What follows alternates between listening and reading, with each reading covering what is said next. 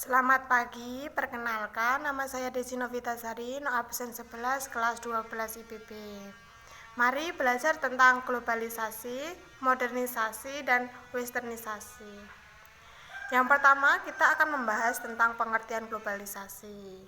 Globalisasi adalah proses menyatunya masyarakat dunia yang bersifat global atau umum, di mana batas-batas antar negara lulus sehingga peralihan aspek-aspek kehidupan dari negara maju ke negara berkembang berjalan cepat, serta terjadi hubungan dan ketergantungan antar negara di dunia. Menurut pengertian globalisasi, ada beberapa ahli yang menemukan. Yang pertama, menurut Martin Albert, globalisasi menyangkut seluruh proses di mana kependudukan dunia terhubung ke dalam komunitas dunia tunggal dan komunitas global.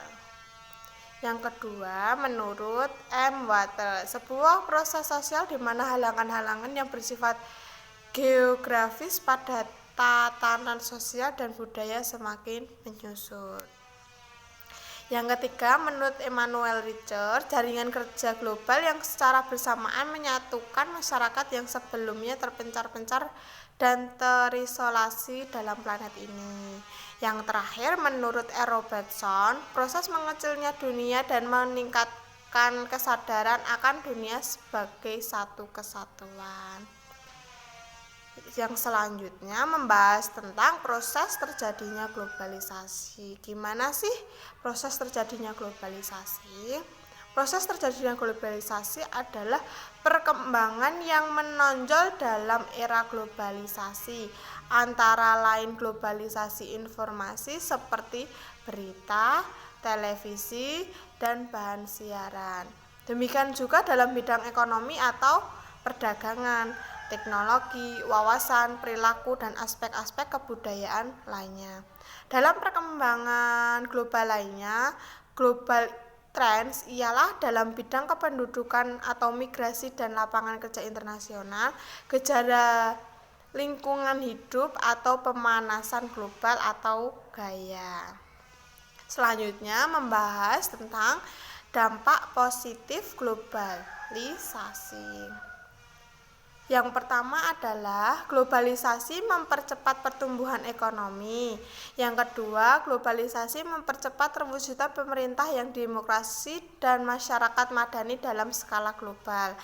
Yang ketiga, globalisasi tidak mengurangi ruang gerak pemerintah dan kebijaksanaan ekonomi dunia dan mendukung pertumbuhan ekonomi. Yang keempat, globalisasi tidak berlawanan dengan desentralisasi. Yang kelima, globalisasi bukan penyebab krisis ekonomi. Itu terdapat dalam dampak-dampak positif globalisasi. Selanjutnya membahas tentang dampak negatif globalisasi. Yang pertama, globalisasi sebagai kapitalisme. Yang kedua, globalisasi antar negara. Yang ketiga, globalisasi sebagai kompetisi menghancurkan. Yang keempat, globalisasi sebagai penyebab pengangguran. Yang kelima, globalisasi merugikan negara dunia ketiga. Yang keenam, globalisasi sebagai individualisme yang berlebihan. Yang ketujuh, globalisasi sebagai imperialisme budaya. Yang terakhir, globalisasi menyebabkan munculnya gerakan-gerakan fundamentalis. Itu pengertian dari globalisasi. Terus proses globalisasi, dampak positif globalisasi, dampak negatif globalisasi.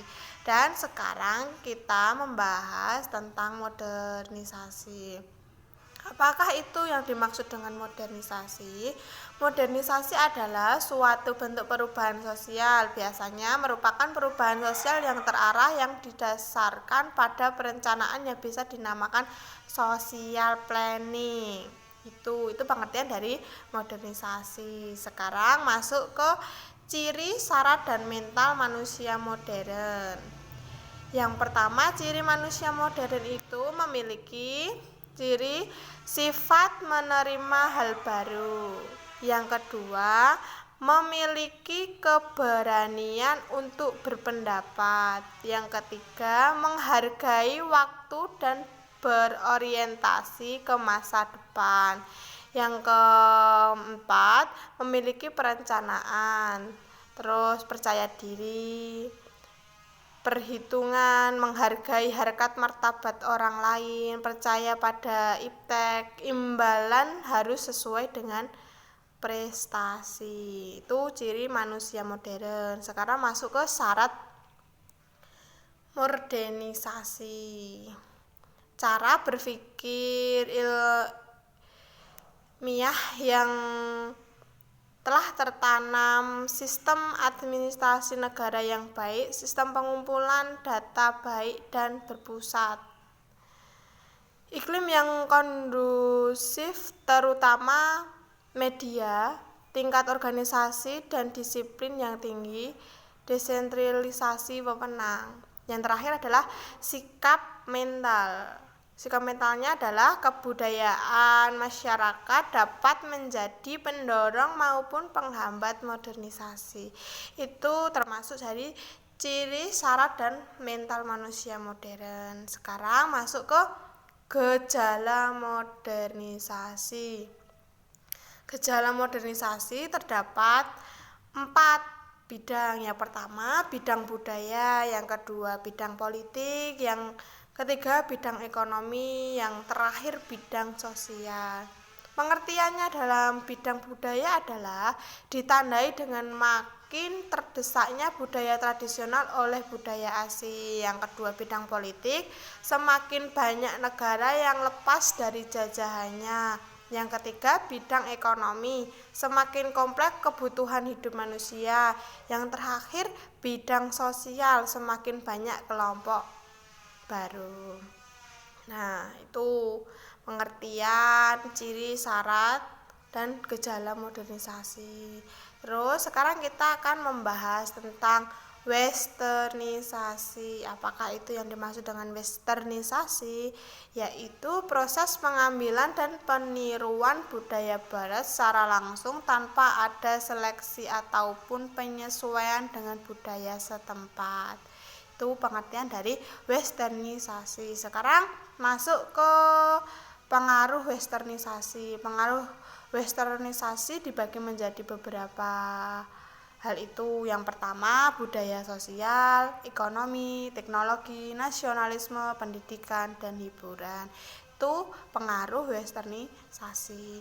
Sekarang masuk ke dampak positif westernisasi. Dampaknya bagaimana? Yang pertama, dampak positifnya yang pertama itu perubahan tata nilai dan sikap. Yang kedua, perkembangannya ilmu pengetahuan dan teknologi. Yang ketiga, tingkat kehidupan yang lebih baik. Itu dampak positif dari westernisasi. Dampak negatif dari westernisasi yang pertama, pola hidup konsumtif. Yang kedua, sikap individualistik. Yang ketiga, gaya hidup kebarat-baratan. Yang keempat, kesenjangan sosial. Yang kelima, kriminalitas. Itu terakhir, ini membahas tentang westernisasi. Nah, sekarang sudah selesai pembahasannya. Sekian dan terima kasih. Jangan lupa like, subscribe, dan share. Jumpa.